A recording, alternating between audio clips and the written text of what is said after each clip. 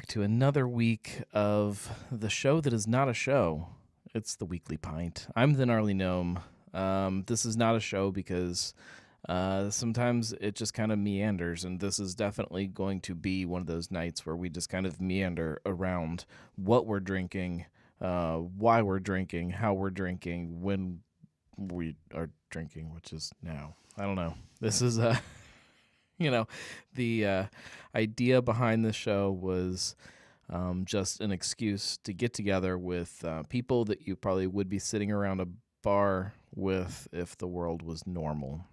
But the world is not normal, so that's why we do this. So that's why it's not a show for anybody who is questioning that. But I'm glad to be here, especially since it was one of those weeks. No brewcast again. I just can't win some weeks. Hello, everybody. Julia says she's just finished a Hubris, now ending the night with a Nellie's Lemon Frosty. I still have not gotten my hands on Lemon Frosty. I filled up the fridge. I went to the store on Saturday, did some grocery shopping, and filled up my beer fridge with new stuff that I needed to get my hands on, and still no Lemon Frosty. I need to, I guess, get a single or something somewhere so that I can at least save a can for the collection and try it. But I don't know. Maybe I'll drink a bunch, and I'll have some space in the fridge. I'm finishing up last of my I think it's Brachiosaurus, the mixed berry sour from Urban Artifact. It was just one of those nights where this seemed appropriate, but I'm almost done with that, and I'm gonna dive into something a little more drinkable, if we're still using that word. So this week, for the record, this is my more drinkable for tonight, March 1st, Irish Red. You can't see it because my lights are back too far. One more thing to fix, I guess. Yeah, so March 1st, Irish Red. I'm going to crack into that here in a second. Let's put up the chat before I forget, because sometimes I forget to do that. You guys kind of know the drill. I think all of you guys have been on and watched. I guess there could be people that are watching and not commenting. The chat, no matter where you are, it comes together so you guys can kind of take part in all of the chatting. All right, let's see. What is everybody else drinking? John is drinking Braxton's Black Raspberry Chip Stout. I have not had this batch. That sounds really tasty right now. Derek is chiming in from the Akron-Canton area. He is enjoying a Berliner collaboration from two locals, Royal Docks and Lock 15. Sounds good. And then Lee is chiming in from YouTube, says he is drinking Rolling Mill's 1009 tonight. I haven't made it up to Rolling Mill since pre-COVID. So that's how long it's been since I've been up there. But I need to get up there, need to grab some cans. I love Rolling Mill. For anybody who doesn't know about Rolling Mill, they are not just the area's only gluten-free brewery. They are one of the few gluten-free breweries that I know of around the country. There's not a lot of places doing that, and I think the fact that they not only that they exist here locally, the fact that they've done it in Middletown, I think is just absolutely fantastic. And they're great people, and they've got a really cool thing going on up there. If you want to see any pictures of the brewery, you can always jump over to the website, and there you go. There's some. It's a really gorgeous space. If you ever want to know about any local breweries, if you go to the website and go to beer and go to the brewery guide right here, and you click on that, it'll pull up a list of all of our local breweries. Within that list, you can then click on anybody. We'll just pull up Brink, and it will pull up kind of information about the brewery, who they are, what their story is, a bunch of beautiful pictures of the brewery. And then depending on which brewery you're clicking on, I've put in some of the Cincy Brewcast episodes for them. I still need to figure out a way that I like with that. And then the timeline of the brewery, which I'm geeky. I like seeing that. I like seeing kind of the history of a place. And then down here at the bottom, you get kind of the latest articles and posts about that brewery. Let's see. Judy is drinking Little Kings. There we go.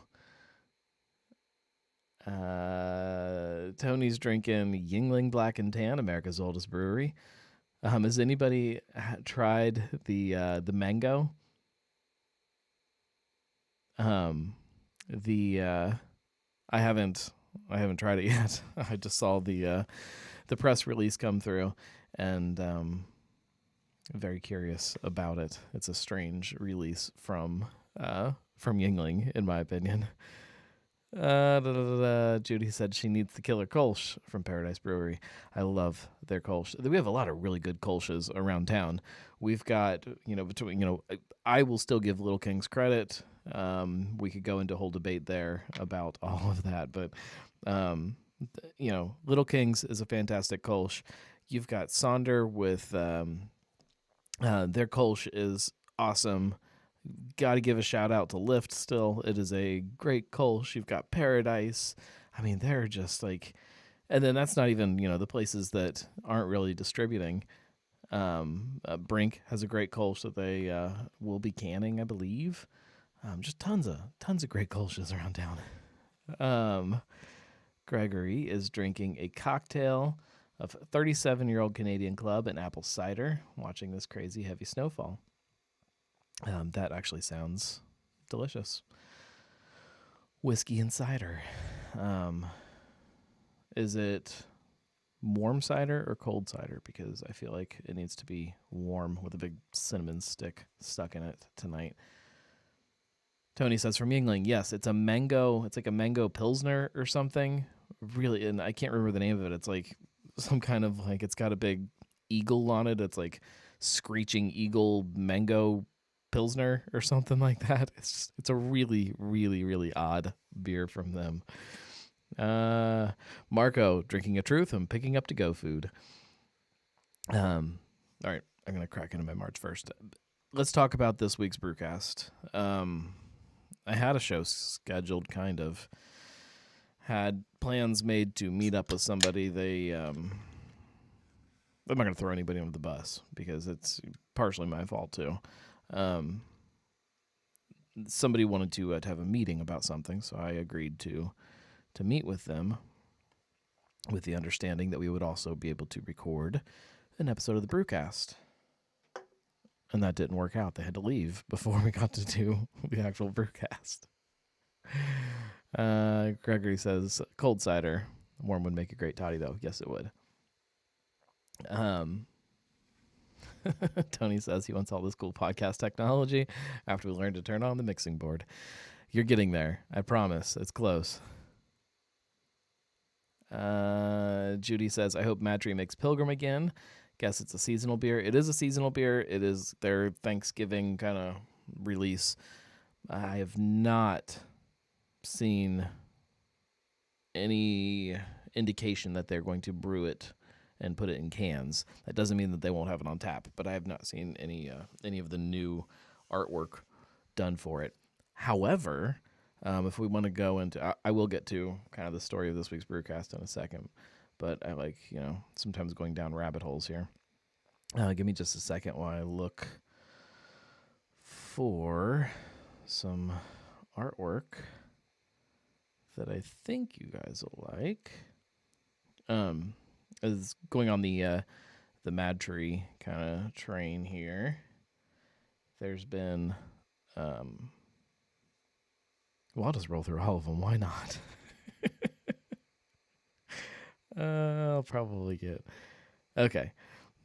as far as if anybody from Madry is stumbling across this, I apologize for ruining all of the surprises here.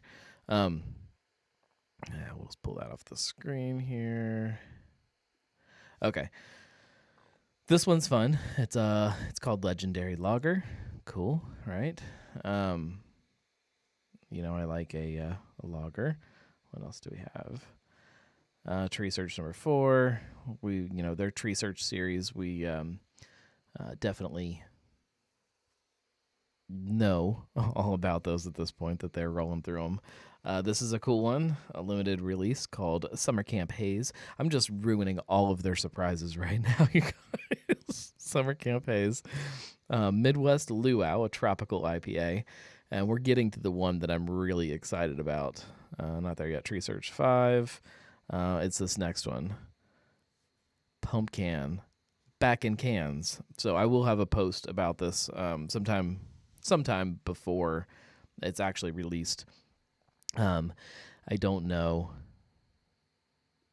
You have to say that in theory, just because the label artwork has been released, there's no guarantee that it will actually be made or actually canned, but it's a good hint that it probably will be. So this week's Brewcast, hang on, let me take a drink first.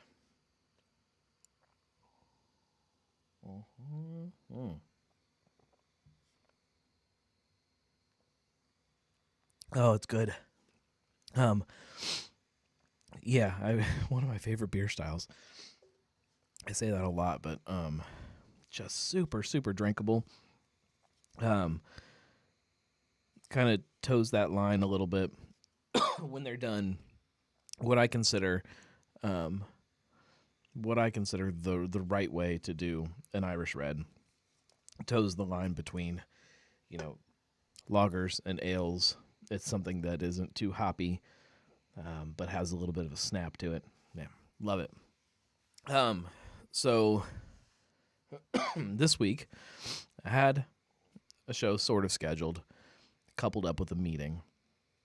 Something you have to know about my life to really understand why these weeks happen where I don't get a brewcast.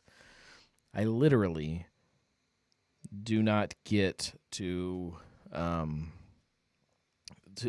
leave the house. I mean, I go to work during the day, and then when I come home, I'm home. It is chaos, and chaos is the only way to really describe it. My very patient, gracious wife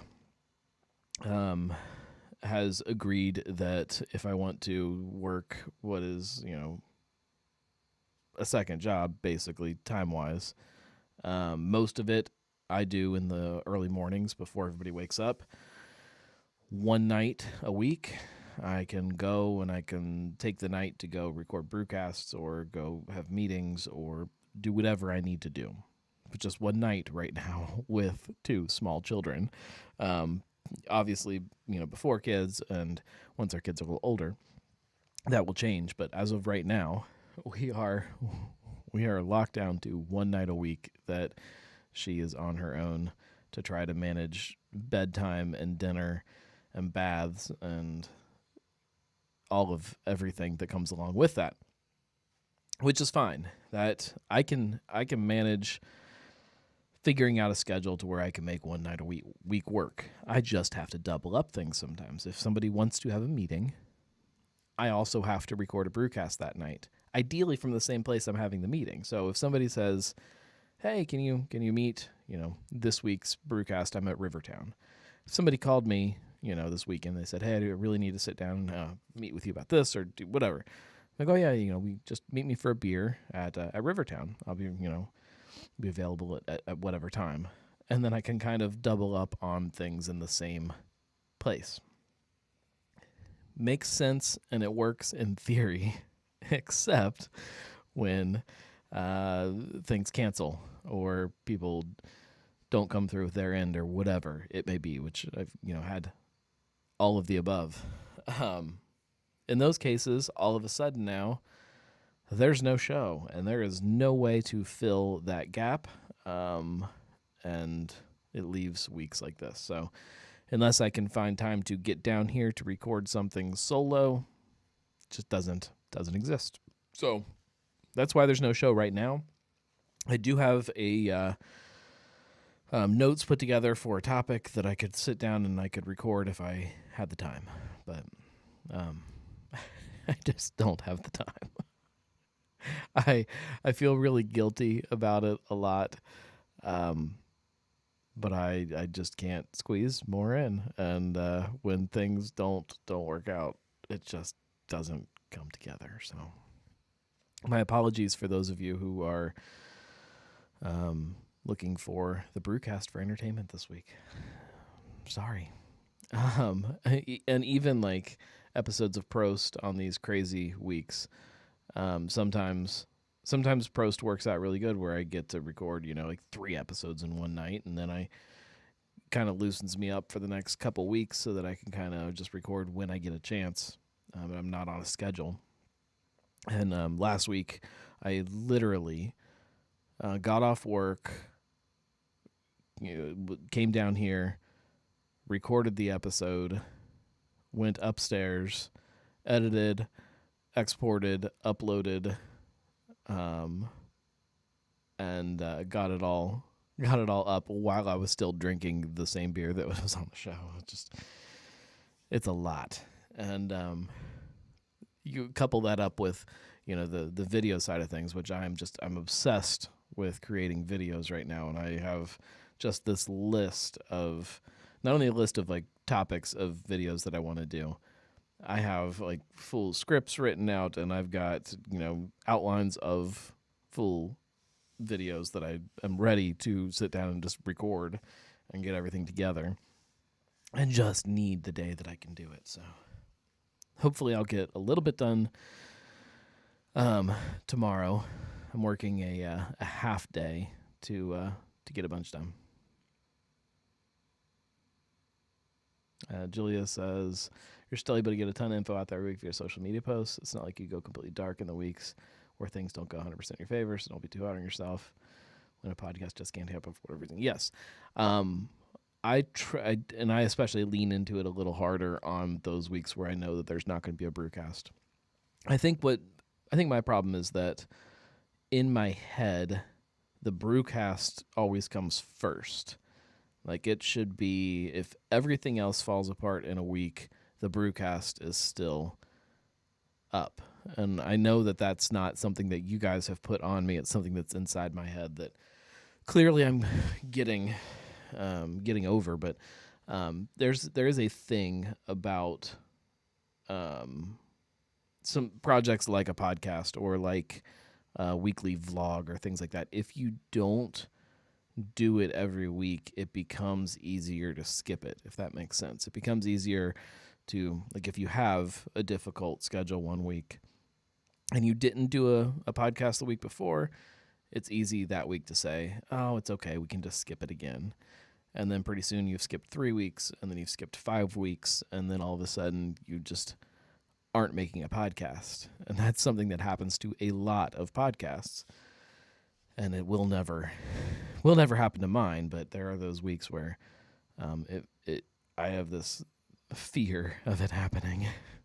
It's harder too when it's a solo show. I mean, not that my show is really solo. I'm always sitting with somebody, but I shouldn't say always. I'm sitting with people. But when you have a co-host or co-hosts or a panel of people or whatever it is, there's a little more accountability to have to record, because everybody else is like, well, we got to do it this week. So those weeks where maybe it's harder for you, other people can kind of push in and pick up the slack and make it happen, and vice versa. Derek says it sounds like his New Year's workout resolution. Yeah. Here's my New Year's workout resolution, the old 12-ounce curls. So that's what's happening on the Cincy Brewcast front this week. However, I am still always working on stuff. I got a bunch of kind of behind-the-scenes stuff done on the website this afternoon while my kids were yelling at me, and a lot of stuff that I've been trying to get done, so that's good. Bunch of notes on stuff. You couple all that up too, so in like the real side of my life and kind of the dad life, as I call it, I've been building this massive bookshelf entertainment center thing in the middle of my living room that was supposed to be done. My oldest kid, my girl, her birthday is this coming weekend. I think it's on the weekend. But it's on Sunday. I have to look at the calendar to figure out what day is what. The idea was to have all of this done by her birthday because we have family coming over on her birthday. And so I was supposed to have it done, and it is not going to be done because, again, like everything else, you're trying to take like these itty-bitty, like tiny slivers of moments and then trying to cram as much into it as you possibly can. And like those little slivers of time are just so few and far between. And when you're working on like a big project like that, like there's a lot of things that, you know, if you have 20 minutes, you can't really do anything. Like you can't, by the time you get set up to start working, your time's up. So it makes it really, really difficult to do stuff like that.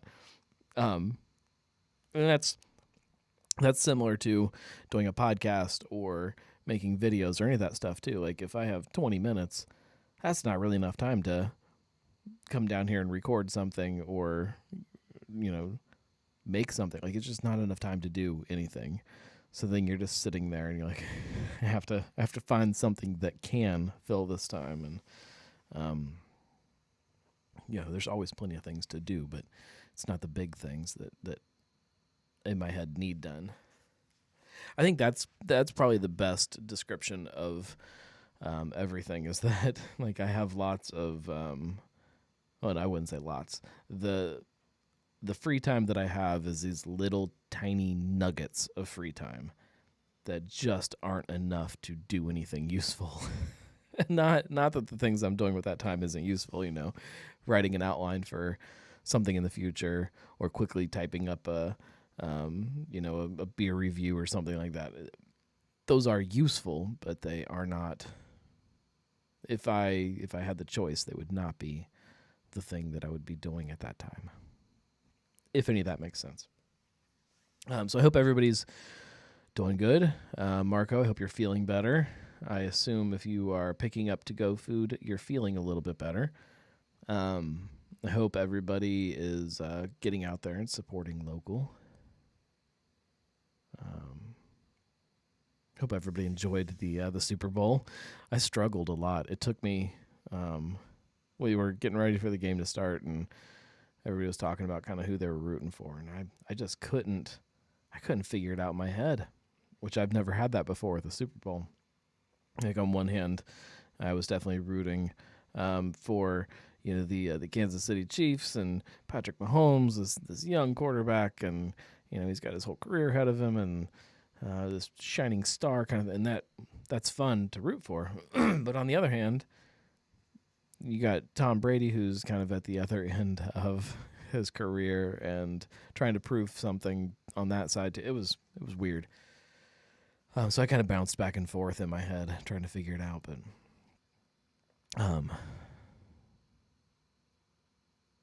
yeah, hope everybody had a good weekend and drank some good beer.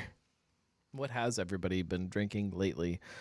Tell me some things that you've had out and about that were delicious that you should try. Julia wants to know, are some of those things able to be set up in advance? Like in one 20-minute block, you can put out all of the SD cards with picture video clips you want to use for a vlog, or set out the glass and get the beer for a Prost episode in the front of the fridge. Next time you get 20 minutes, things are already out and ready. Next step to knock out that. Yes. To some extent, to some extent, there are pieces of all of those big tasks that can be done in some of those small blocks, but there are pieces that can't be. Like actually recording, like getting myself mic'd up and recording the episode, it probably takes about, I'm talking about Prost, it takes about a half hour or so, which is doable. And that's why, I don't typically miss. I don't think I've forgotten to upload before. That's a whole different story. But I've never missed recording an episode of Prost because Prost is easy to do. In those kind of little moments, you can get your notes together, kind of review what you're going to talk about if that's what you're doing. Have the beer ready to go. Prost is fairly easy to do in those little time frames, but the brewcast is a whole different ball game. Even like a short episode, I don't like it to be less than 40 minutes or so, and that's for recording. It takes me about I can probably do an episode in like a half hour on the editing side, and then probably a half hour to get it all typed up and uploaded and all of that. So yeah, most of the easy parts of it are already done. I mean, like, I've got this studio down here for that entire purpose. Like on a night like today, on a Monday, I can be upstairs. I can be, getting the kids to bed and doing all of that until 8:59, and then I can run downstairs, come down here, grab a beer, and just hit record and go. And all of those little things are already done. Yeah.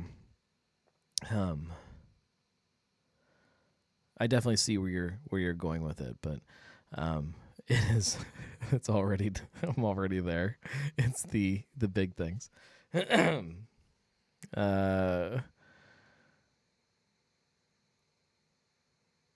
Let's see.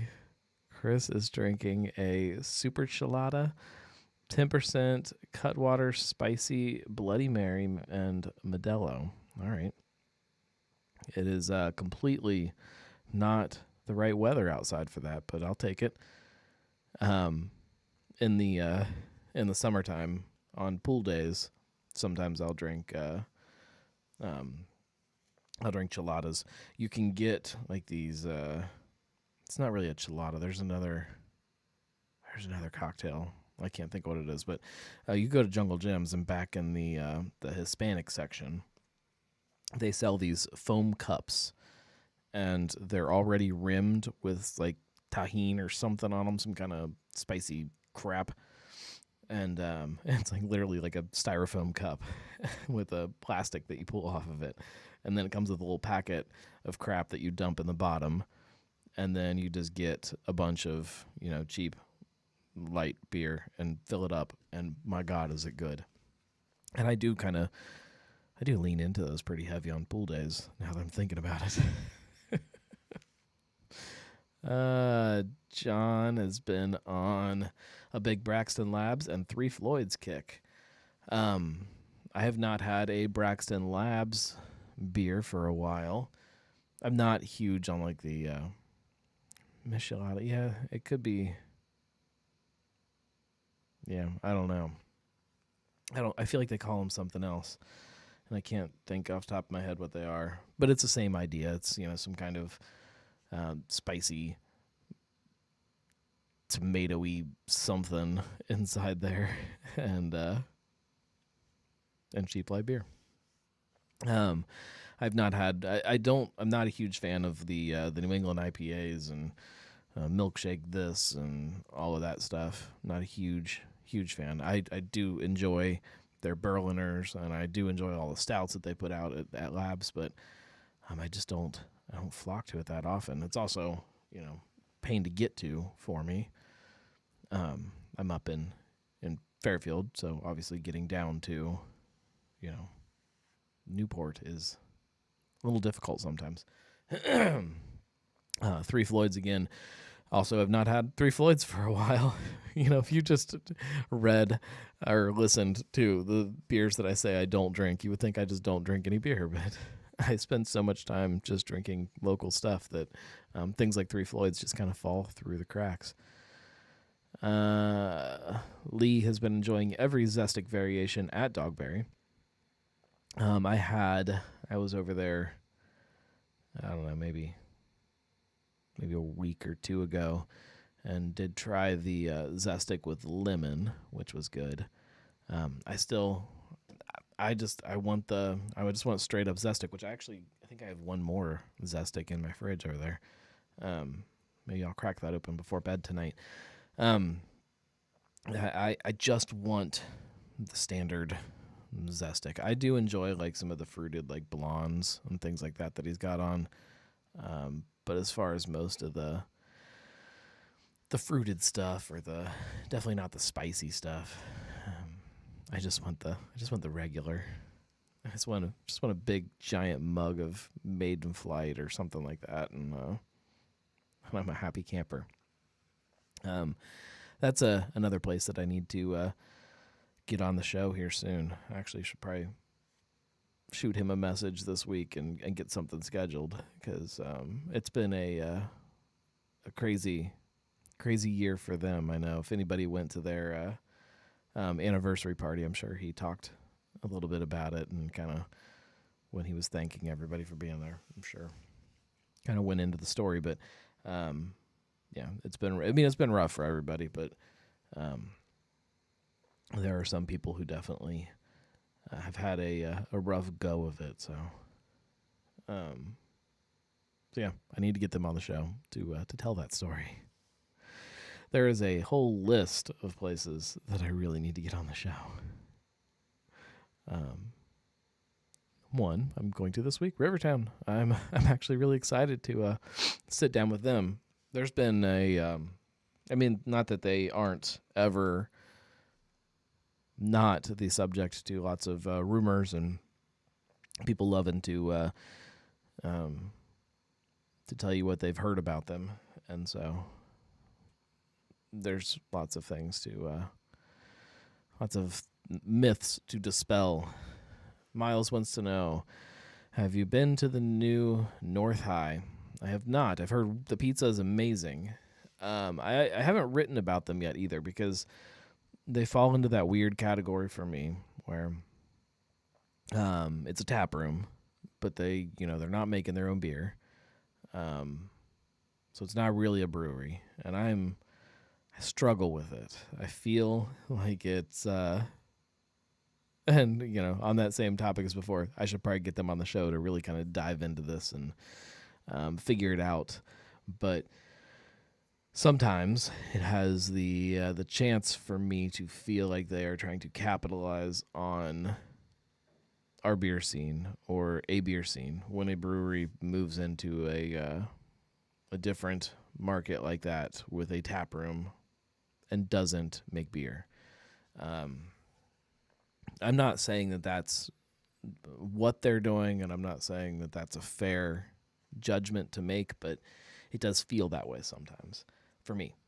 And I don't know. So I guess does that answer the question? No, I have not been there yet. I have no problem going there. I will go there as soon as I get a chance. It's also going back to what I was talking about earlier about that one night a week that I can get out of the house. It's always coupled up with something. So when you're talking about a bar that I want to stop at, or a tap room like that, I have to find a way to make it happen. I have to either just be close by to it doing something else so I can just swing in, or have some kind of a meeting scheduled there, or a show scheduled there, or something. It's complicated. Gregory says, am I the only one who wants more stouts that are not barrel-aged? I feel that we have jumped the shark on those. If I want booze, I will drink local booze. I want a balance. Yes, I want more stouts that are not barrel-aged. I love a good stout. Panther is amazing. Toll House at Fibonacci, awesome. Even things like the Swiss chocolate stout at March 1st. Great beer, and it's not barrel aged. So I love stuff like that. On the same kind of coin, though, or the other side of that coin, I love Dark Charge. Like I love a good barrel aged, big, boozy stout. I love the variants. I love different kinds of vanilla and coffee and mixed with the booze of the barrel. Like I love that too. So I'm torn. I don't want them to go away. But yeah, I want a nice blend of releases out there.